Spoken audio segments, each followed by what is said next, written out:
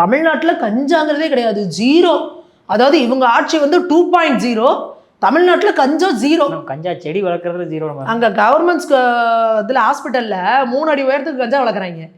நமக்கு நாமே திட்டம் அப்படின்னு நீங்கள் ஆரம்பிச்சாங்கல்ல, அதான் நமக்கு நாமே கஞ்சா பயிரிட்டு நம்மளே அதை அறுவடை பண்ணி சாகுபடி பண்ணி நம்மளே வித்துட்டு போயிடலாம் அப்படின்னு. திருத்தணியில் 4 பசங்க, 4 பேர் ஸ்கூல் படிக்கிற பசங்க, அதை நீங்கள் கவனிக்கணும். 4 பேர் ஸ்கூல் படிக்கிற பையன் கஞ்சா போதையில், மது போதையில் அருவாவை எடுத்து சொல்லிட்டுக்கிட்டு சம்மந்தமே இல்லாமல் ஒரு வடமாநில இளைஞன் அந்த ட்ரெயினில் போகிறான். நீங்கள் இப்போ ட்ரெயினில் போயிட்டு இருக்கிறீங்க, ஒன்றும் இல்லை, சேகர்பாபு அவர்களுக்கு வந்து பாரத் மாதா கி ஜெயன்னு சொன்னாலே சோத்த திங்கிறியா பிய திங்கிறியான்னு கேட்குறாரு. அவன் வடமாநில இளைஞன், அவன் பாட்டுக்கு சும்மா உட்காந்துருக்கான், அவனுக்கு மொழி புரியாது என்னது. இவங்க போய் அவனுக்கு முன்னாடி கருவாவை சுற்றுறது, அவன் தலையில் தட்டுறது, இதெல்லாம் பண்ணோன்னா அவன் திருப்பி ரியாக்ட் பண்ணியிருக்கிறான், முறைச்சி பார்த்தான் அப்படின்னு சொல்லி சொல்கிறாரு இவர் காவல்துறை அதிகாரி. தமிழ்நாட்டில் இப்போ என்ன ஆயிருக்கு அப்படின்னா, முறைச்சி பார்த்தா அடிக்கலாம் அப்படின்ற ஒரு ஸ்ட்ராட்டஜியை கொண்டாந்துருக்காங்க.